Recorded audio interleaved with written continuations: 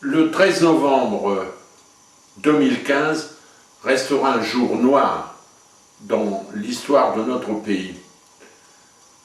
Plus d'une centaine, 129 innocents, ont payé de leur vie la sauvagerie, la barbarie d'agresseurs sans principe.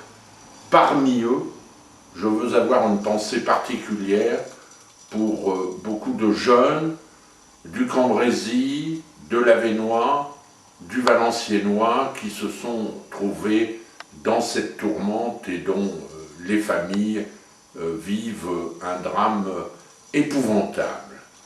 Il ne faut pas que ça recommence, il faut créer les conditions. Hier, l'Assemblée nationale s'est réunie et a réfléchi sur l'adaptation de l'état d'urgence pour 3 mois, et dans quelques semaines, nous aurons un congrès à Versailles pour que la loi envisage des cas comme celui-ci. Il faudra beaucoup de fermeté de la part des autorités parce que ces événements peuvent recommencer, ils menacent.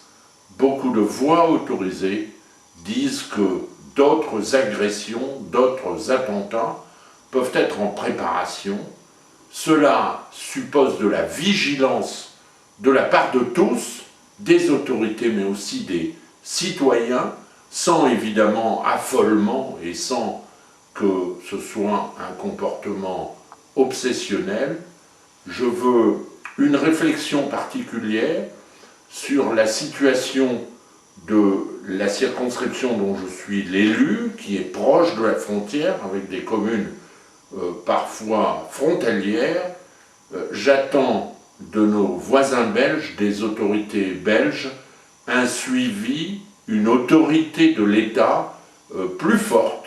L'État belge n'a pas toujours été à la hauteur de son rôle, et je pense qu'il faut envisager le démantèlement ou la déstructuration de Molenbeek, qui est un véritable foyer d'infection extrémiste et islamiste en Europe. En tout cas, cela nécessite de la lucidité et du courage des deux côtés de la frontière, en France et en Belgique.